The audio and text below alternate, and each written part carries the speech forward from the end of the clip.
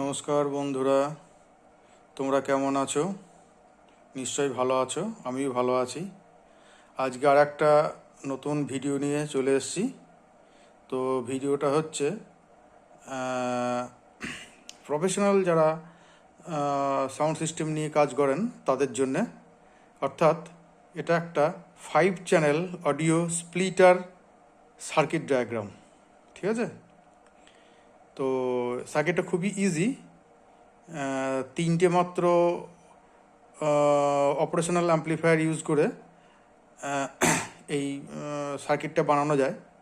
অর্থাৎ আমার এখানে দেখা যাচ্ছে 1, 2, 3, 4, 5, 6টা অপ অ্যাম্প এখানে আমার লেগেছে। তো 6টা অপ অ্যাম্প মানেই 3টে অপ অ্যাম্প আইসি, মানে একটা অপ অ্যাম্প আইসিতে 2টো করে অপ অ্যাম্প থাকে। তো এখানে অপ অ্যাম্প কোন ধরনের অপ অ্যাম্প ইউজ করা হয়েছে সেটা দেখে নেওয়া যাক। অডিও সিগন্যাল স্প্লিটার সার্কিট, আইসি হচ্ছে LM4558D অথবা JRC 5532D। তবে আমার মতে বলে JRC 5532Dটা ইউজ করাই এক্ষেত্রে বেটার হবে। তো সার্কিটটা ডিটেলস যাই, দেখি সার্কিটটা কীভাবে কাজ করছে বা সার্কিটটা কীভাবে বানানো হয়েছে।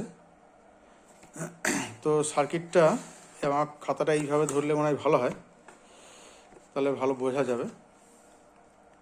প্রথমে একটা পার্ট এখানে অপ অ্যাম্প ইউজ করা হয়েছে 5532-এর একটা পার্ট, যেখানে পিন নাম্বার এখানে দেখিয়েছি 1, 2, 3, 4 আর 8।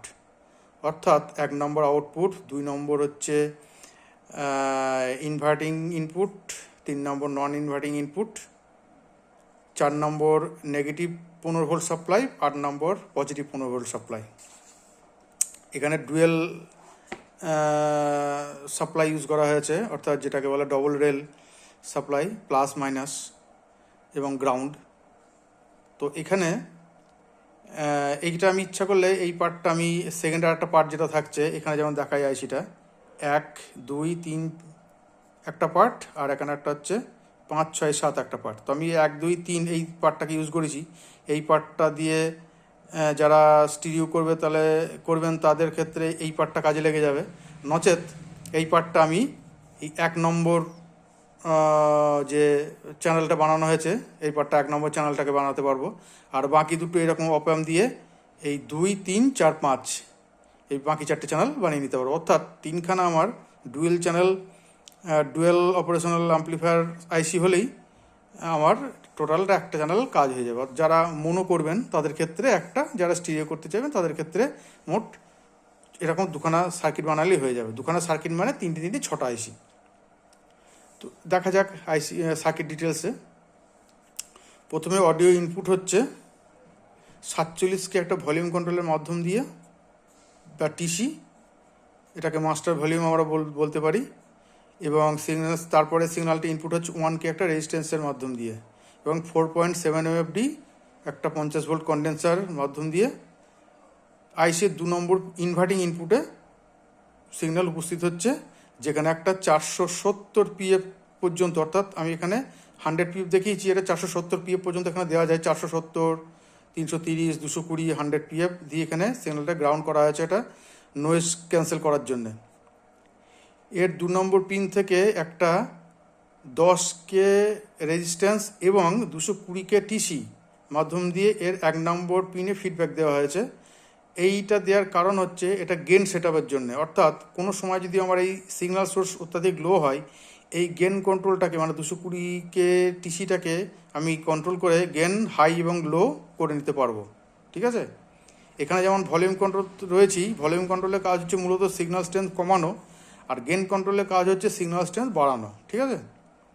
তো দেখা গেলো আমার এখানে যে ধরনের সিগন্যাল রয়েছে এবং আমার আউটপুটে যতটা সিগন্যাল দরকার, আমি যদি আউটপুটে দেখা গেলো 2000 বা 5000 ওয়াটের কোনো অ্যাম্প্লিফায়ার আমার ইউজ করছি, এবং এখানে সিগন্যাল দেখা গেলো একটা বিটি কিট থেকে সিগন্যাল দিয়েছি, সেক্ষেত্রে আমার এই ভলিউম কন্ট্রোলটা ফুল দেওয়ার পরেও আমার এইখানে সিগন্যালটা স্ট্রেংথ আমার কম হবে 2000 বা 5000 বা 3000 বা 4000 অ্যাম্প্লিফায়ারের ক্ষেত্রে। সেক্ষেত্রে গেনটা থেকে আমি গেন বাড়িয়ে নিয়ে আমি আমার অ্যাম্প্লিফায়ারের যতটা গেন দরকার এই 220K টিসি বা এই গেন কন্ট্রোলটাকে দিয়ে আমি গেনটাকে এখানে সেট করে নিতে পারবো। এবং এর 8 নম্বর পিনে +15 ভোল্ট, 4 নম্বর পিনে -15 ভোল্ট সাপ্লাই দেওয়া হয়েছে। 1 নম্বর পিন থেকে একটা 4.7 এমএফডি 50 ভোল্ট একটা কন্ডেন্সারের মাধ্যম দিয়ে সিগন্যালটা আউট করা হয়েছে এবং প্রত্যেকটা চ্যানেলের ইনভার্টিং ইনপুট মানে 2 নম্বর পিনে আমি 10K এবং 4.7 এমএফডি 50 ভোল্ট একটা কন্ডেন্সারের মাধ্যম দিয়ে সিগন্যালটাকে ফিড করানো হয়েছে। প্রত্যেকটাই 10K এবং 4.7 এমএফডি এবং প্রত্যেকটা 50 ভোল্টের কন্ডেন্সার সিগন্যাল ফিড করানো হয়েছে। এবং এইখানে গেইন হিসাবে দেখানো হয়েছে কি সরাসরি 2 নম্বর এবং 1 নম্বর পিন শর্ট করে দেওয়া হয়েছে, কারণ এখানে আমার কোনো গেনের প্রয়োজন নেই।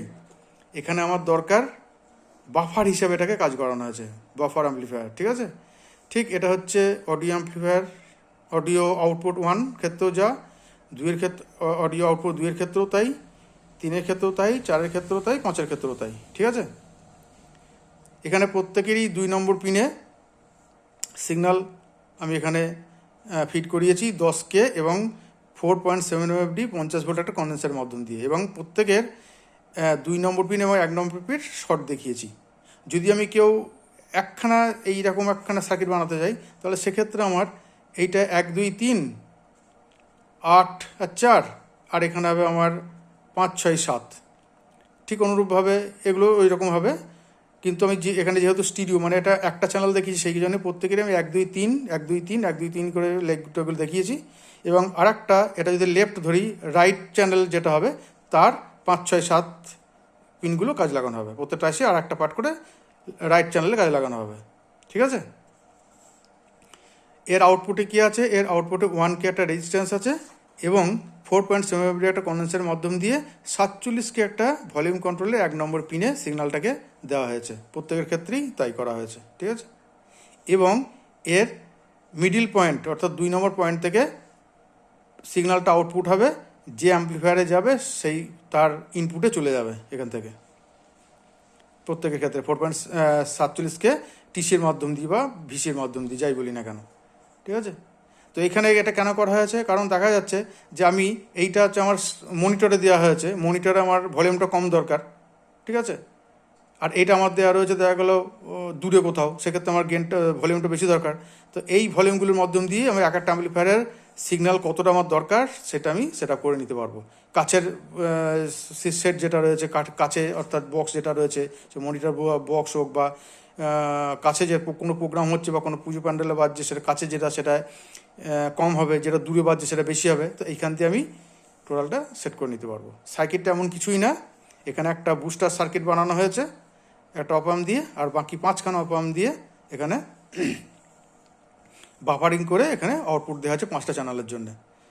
সেক্ষেত্রে আমাদের যদি সরাসরি এগুলো কী হয়, মানে এটা করার একটা মূল কারণই হচ্ছে দেখা গেলো যে আমি কোনো সরাসরি সিগন্যাল সোর্স থেকে আমি যদি 5টা অ্যাম্পলিফায়ারে জুড়ে দিই বা 2টো অ্যাম্পলিফায়ার জুড়ে দিই সেক্ষেত্রে সিগন্যাল ড্রপ করে যাবে, একটা অ্যাম্পলিফায়ারের ভলিউম কমালে আর একটা অ্যাম্পলিফায়ারের ওপর প্রভাব পড়বে। কিন্তু এক্ষেত্রে সেটা কোনো প্রভাব পড়বে না, প্রত্যেকের সমান গেন পাবে এবং সাউন্ড কোয়ালিটি খুব সুন্দর থাকবে।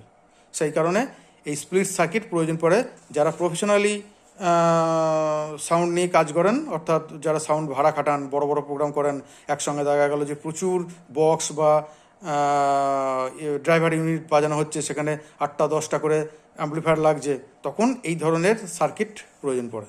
ঠিক আছে, তো বন্ধুরা প্রত্যেকে যাদের প্রয়োজন আছে প্রত্যেকেই ভেরো বোর্ডে এটাকে বানিয়ে ফেলুন।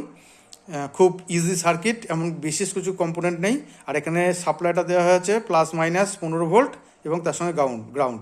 তো গ্রাউন্ড এখানে দেখানো হয়েছে প্রত্যেকটা বাফারের 3 নম্বর পিনটা গ্রাউন্ড, এখানেও তাই 3 নম্বর পিনটা গ্রাউন্ড, আর প্রত্যেকটা ভিসির একটা করে 3 নম্বর পিন করে গ্রাউন্ডে চলে যাবে। ঠিক আছে, এই হচ্ছে সার্কিট এমন কিছু না। আর এই হচ্ছে আইসির একটা স্ট্রাকচার দিয়ে দিয়েছি, একটা 4558 বা 5532 আইসি কেমন হয়। 1 নম্বর আউটপুট, 2 নম্বর ইনভার্টিং ইনপুট, 3 নম্বর নন ইনভার্টিং ইনপুট, 4 নম্বর 4 নম্বর নেগেটিভ সাপ্লাই, 5 নম্বর হচ্ছে নন ইনভার্টিং, 6 নম্বর হচ্ছে ইনভার্টিং এবং 7 নম্বর পিন হচ্ছে আউটপুট, 8 নম্বর পিন হচ্ছে পজিটিভ সাপ্লাই। ঠিক আছে, তো এই হচ্ছে আমার সার্কিট। তো বন্ধুরা আজ এই ভিডিওটা এইটুকুই, খুব ছোট্ট একটা ভিডিও এবং সার্কিটটা খুব ছোট্ট কিন্তু খুব কাজের একটা সার্কিট। যারা প্রফেশনালি সাউন্ড নিয়ে কাজ কারবার করে তাদের ক্ষেত্রে এই সার্কিটটা খুব গুরুত্বপূর্ণ। ঠিক আছে, তো যার প্রয়োজন আছে সে ভেরো বোর্ডে এটাকে বানিয়ে নিলে খুব কাজের একটা জিনিস হবে। আর এইগুলো মোটামুটি মার্কেটে কিনতে গেলে অনেক দাম পড়ে যায়, কিন্তু কেউ যদি এটা বানায় সেটা খুব কম খরচে এটা হয়ে যাবে। ঠিক আছে, তো বন্ধুরা এই পর্যন্তই এই ভিডিওটাকে শেষ করছি। আগামী দিন আবার কোনো একটা ভিডিও নিয়ে আমি উপস্থিত হব। নমস্কার।